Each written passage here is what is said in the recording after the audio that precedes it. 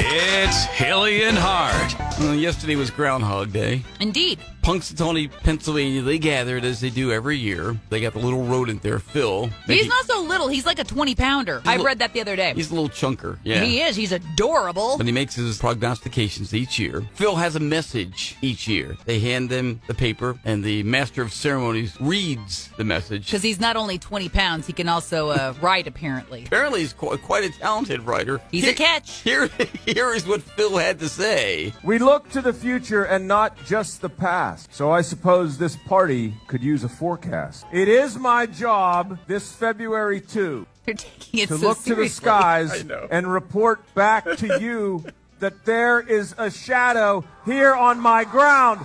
6 more weeks of winter abound.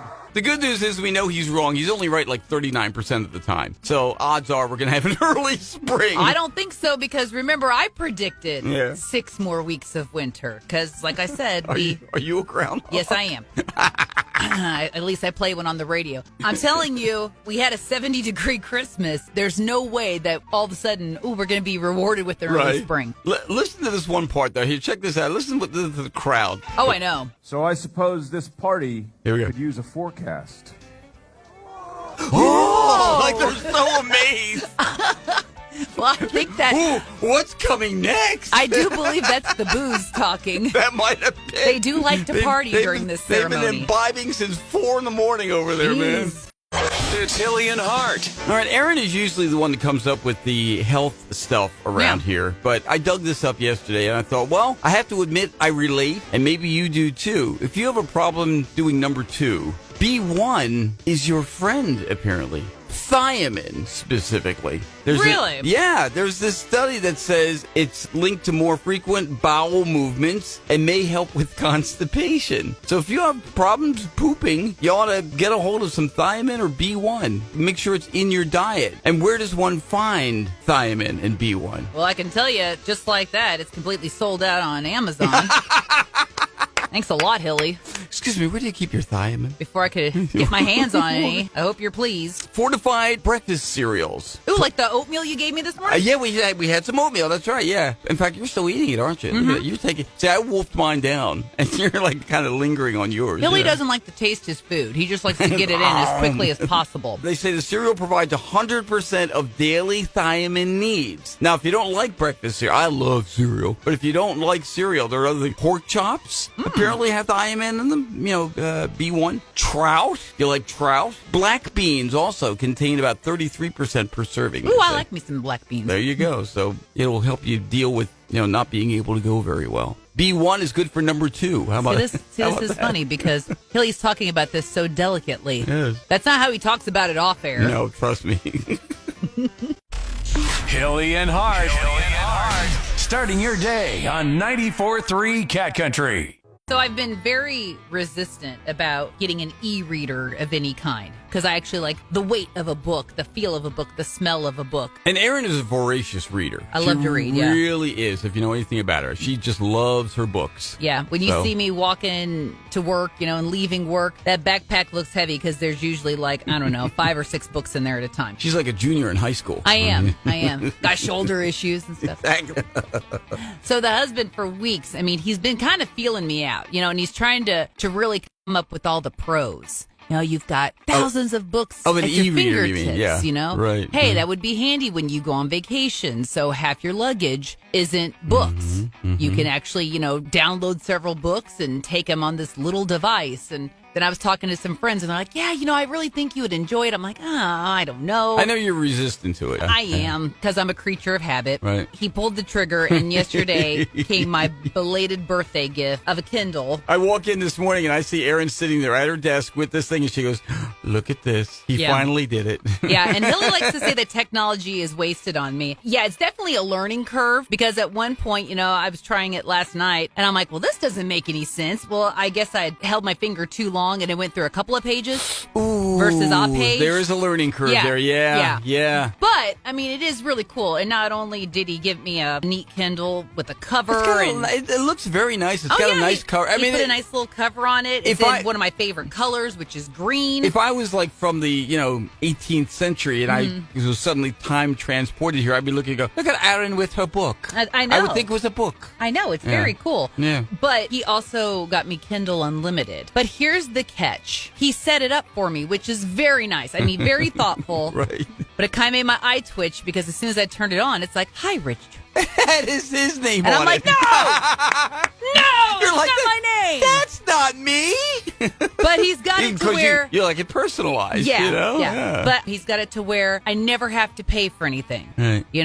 I've got Kindle Unlimited. He takes care of the bill. If I decide I want to buy a book, it goes on to his account. I mean, easy peasy lemon sneezy, except this Kindle calls me his name. And I'm trying to link up my Goodreads account. Yeah. You're able to do that. I can't quite figure out how to do that. But of course, it's like, oh, Rich, you want to add your Goodreads account. No! No, I don't. No, I don't. I want to add Erin's. How do I do that? So, yeah, it's a learning curve. He has set everything else up for you. But it occurs to me, Erin, you got yourself a reading sugar daddy. I know. I know. I'm kind of excited about this. You feel like a kept woman, don't you? Either that or he has realized how much I've been spending on books. Maybe that's it. And he's like, we got to put the kibosh on that. I got to put a stop to the bleeding here. Exactly. It's Hilly and Hart. So if you ever visit a friend or a family member who's maybe just had a baby. Oh, yeah. You're looking in the crib at them and everything. If the baby stares at you for a long time, consider it a compliment because that means the baby thinks you're attractive. Ooh. Yeah, and if they don't look very long, well, it's the opposite, okay? I'm sorry to tell you. They've done this study. They say apparently newborn babies, I mean, we're talking like hours old, tend to look longer at faces that adults consider attractive. So our standard of attractiveness, babies kind of judge from that. They did experiments with infants, and this goes for like not just hours old, but months old even, and they spent more time looking at the attractive faces rather compared to the less attractive ones. So isn't that something? Okay, I'm sorry. This is the conclusion of our show today. Hilly and I are going to hot-foot it over to the hospital, hit the maternity ward. We're going to see an in-person experiment here. Who likes to look at who the longest. There's a woman in the maternity ward. We don't know who she is. But ma'am, I just want to hold your baby for a second. Staring at the baby. But actually, the reason they think is because the standard of beauty is symmetrical. Mm-hmm. That's what it is. They think it's because symmetrical or average faces are easier for their brains to process. These are brand new baby brains, so they can handle the symmetrical ones. But then, even then, I'm like way asymmetrical. You look like a Picasso painting to those babies. Kind of. It's Hilly and Hart. So, did a former Marine just come across Bigfoot?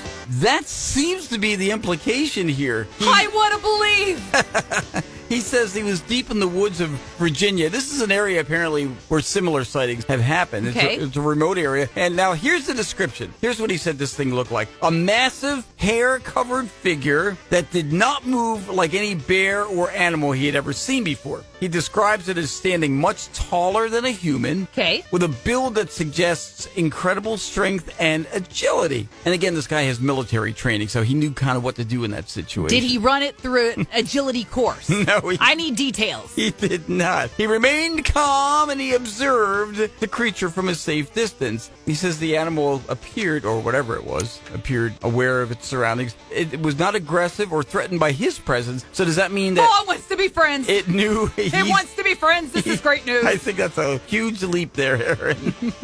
But anyway, there you go. So, and he says he didn't say anything for a while because they thought people might not believe him. Yeah, I think Hank's lost his marbles there. He's saying he saw Bigfoot in the woods. I don't know. Hank sounds reliable to me. Erin wants to be friends with Hank now. I believe you, Hank. It's Hilly and Hart. Well, new fear unlocked. There's a woman in Australia who woke up and she thought one of her dogs had snuggled up on her as she was sleeping. Look at that. And she's like, oh, what a sweet little tootie. And she goes to pet her dog and realizes, wait a minute, why is my dog cold and scaly? That's because it wasn't her dog, it was a snake. An 8-foot carpet python. Good grief. Holy cow. You just reach up and you feel that thing suddenly, you know? Yeah. Now they moved their dogs out of the bedroom to keep her dogs from actually fighting the snake. My two would have already realized the snake was there. They would have been there already, probably. I would have woken up to a battle royale, I believe. See, what's crazy is this woman, she says she, growing up, she grew up on large properties, so she kind of knew how to handle certain situations. What amazes me is they did not call a snake handler. This woman and her husband just decided she slunk out from behind. She's held very still, and she slunk. Is slunk a word? It is today. Past tense of slink, I don't know. She slinked out from under the blanket, so she didn't want to disturb this thing. Right. Again, this is an 8-foot python. They gently guided it to the window and let it go out the window. Oh, yeah, make it somebody else's problem. It can terrorize somebody else, I guess. But she says she was glad that it wasn't a cane toad, which she says she finds much more disgusting. What is a cane toad? I don't know, big old frog? I don't know. But apparently, had it been a cane toad, she would have been screaming her lungs out. But the fact that it's an 8-foot python, no big deal. Yeah, we're looking at a picture of it. Just a regular old frog. Nothing disgusting about that. Hey, lady, you got to get your priorities in order.